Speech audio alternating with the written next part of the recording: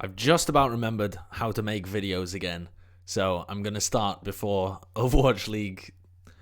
I'm not supposed to call it Season 2. What is it? The 2019 season? Whatever your feelings about that. It wasn't my decision. Don't get in touch with me. For reasons that may become apparent in future weeks, I'm quite enthusiastic about getting my opinions out in video format before the league actually begins. So I'm going to go through each of the expansion teams. That's where I'm going to start. I'm going to go through each 8 of the expansion teams that were launched. I'm not going to rate their logos or anything like that. I might touch on it slightly, but I'm mainly going to be talking about the rosters, what I think about their pickups, where I think they can place, some thoughts, some narratives going into the season about them, this kind of stuff. Because I noticed that the power rankings stuff that people were putting out were really interesting and thought-provoking, and also people, I think before Overwatch League, the inaugural season happened, Monte Cristo did a thing where he was going through all of the teams, so just a little refresher for everybody. So, as you can see, this one is about the Washington Justice, and they're not a team that's been particularly hyped, let's put it like that. In my power rankings, I've got them at number 20, I've got them dead last, but I think more reasonable than a ranking system is actually like an idea of where you would expect, the range that you would expect them to sit. And I wouldn't really be surprised if they sat anywhere between the 20th and kind of the 16th place, I think is the highest end of where you would expect them to sit. If they perform better than that, then obviously it's within the realms of possibility. It just seems pretty unlikely to me that they would finish outside of that range. So you can see that I've got them towards the bottom. Doesn't necessarily mean they'll be dead last, but I expect them to be somewhere down there. So this team has also been involved in some drama throughout the off-season. If anyone remembers the stuff revolving around Harsher and the fact that he left the Shock and was reportedly promised a job with DC, and then, I mean, I'm sure if the allegations are true, I'm sure he's glad that he didn't take that offer. But that kind of fits into the story of what's been going on with this team as well, because what we heard about them was that they picked up Wizard Hyung and Janus. Those were the first 2 signings, as far as they made aware. And from the outside, these might look pretty good. I mean, they've got NYXL's self-professed genius is the way that I like to describe him, because obviously if you're going to be that kind of full of yourself, you should deserve a little bit of I don't know, mocking, some gentle banter. Wizard Hyung, right?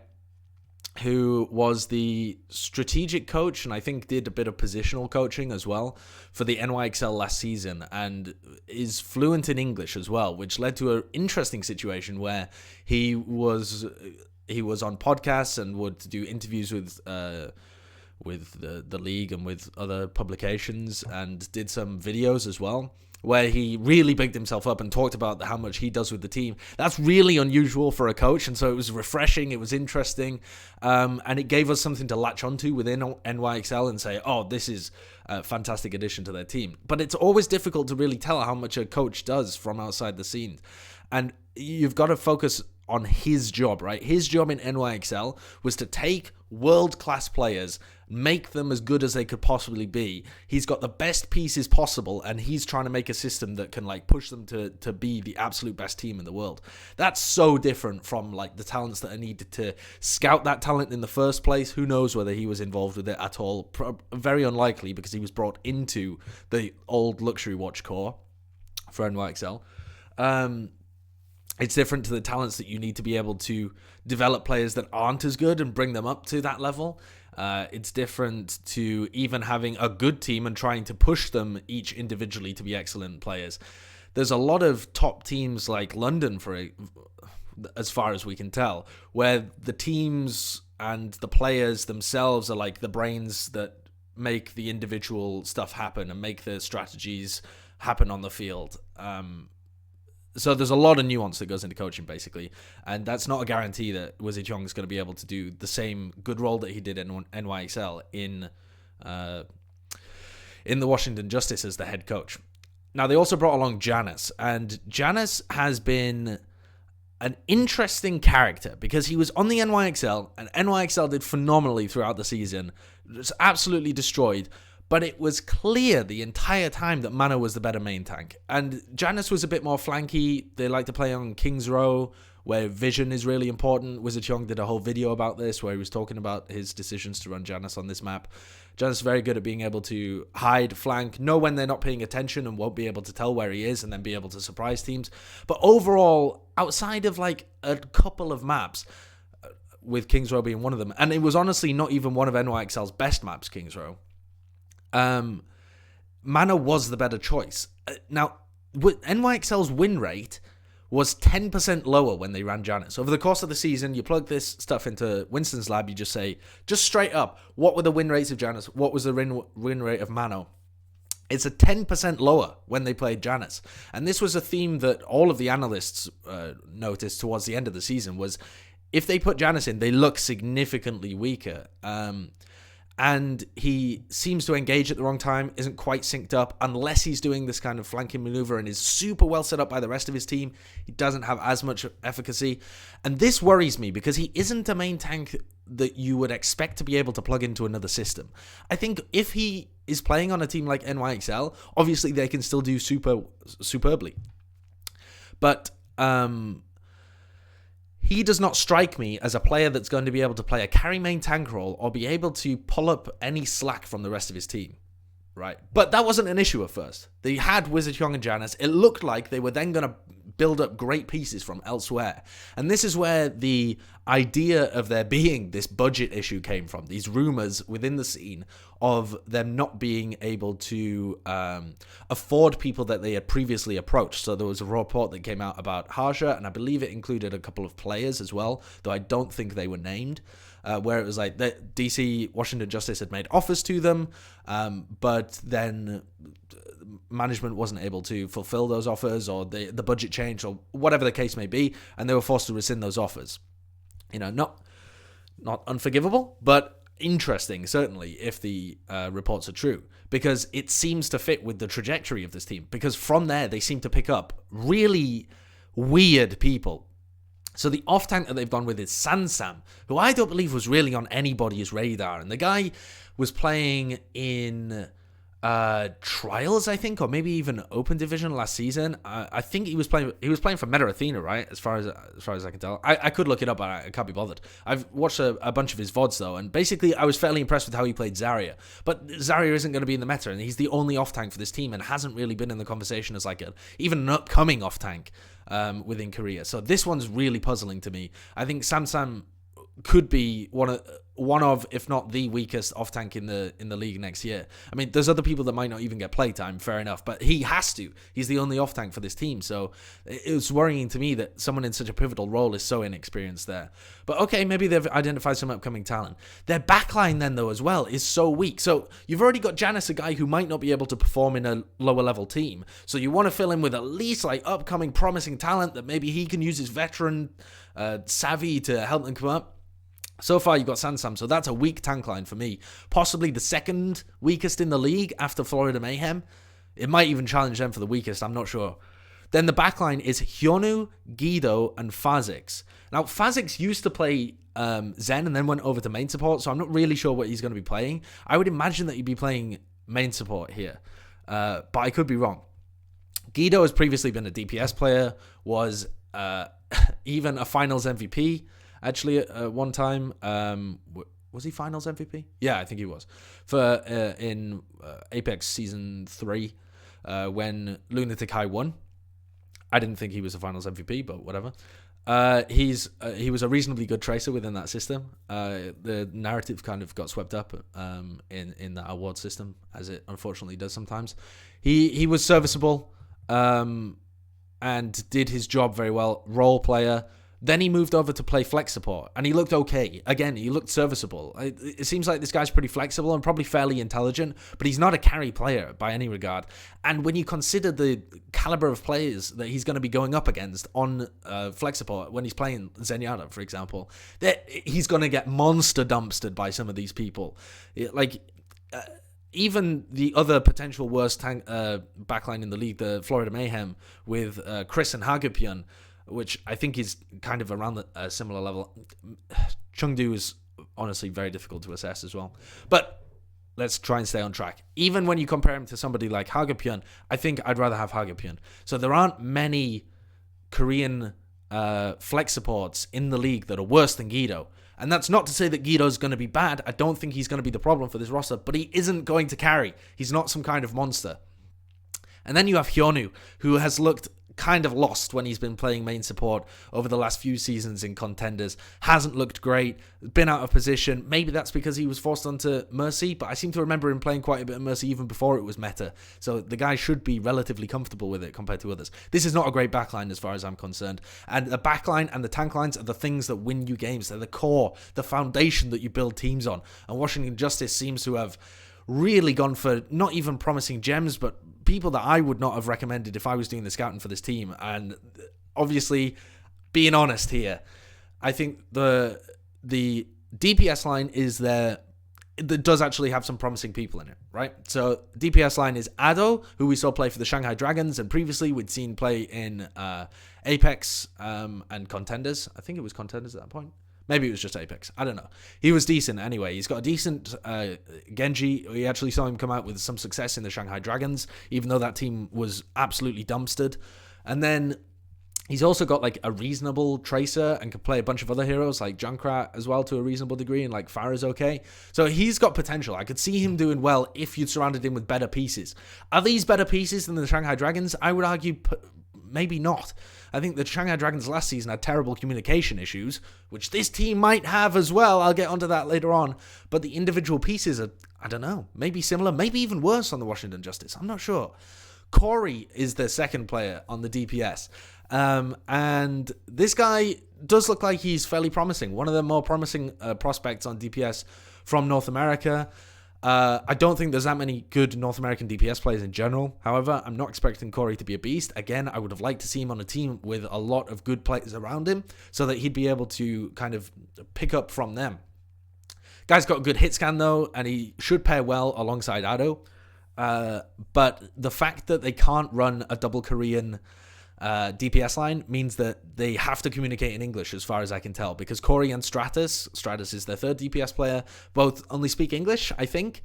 So unless they're just going to try and learn Korean, I imagine the entire communication structure is going to be in English. Now, Janice can speak English. I don't know about Ado or Hyonu or Guido or Sansam. Sansam actually played in one of the meta teams, and apparently they have English tutoring, so maybe Sansam can speak decent English as well. Not 100% sure there. Obviously, Fazex can speak English. So, interesting team for sure. And Wizard Hyung has a completely new challenge here. He's a head coach now in a completely different position, working with real, like, rough talent. Like, talent that may have potential a year, 2 years down the line if they were in the right teams, but you've kind of pulled them all together. And I'm not sure that he's going to be able to be up to that challenge. I think Wizard Hyung probably should have stuck with what he was good at, which was making good players excellent, or making excellent players strategically work together in a team in a fantastic way. I do not think that that there are many head coaches that would look at this team and go and feel confident about being able to turn them into a really good team. The talent to me just does not seem there on the table. So perhaps I may be proven wrong. The schedule is also absolutely brutal.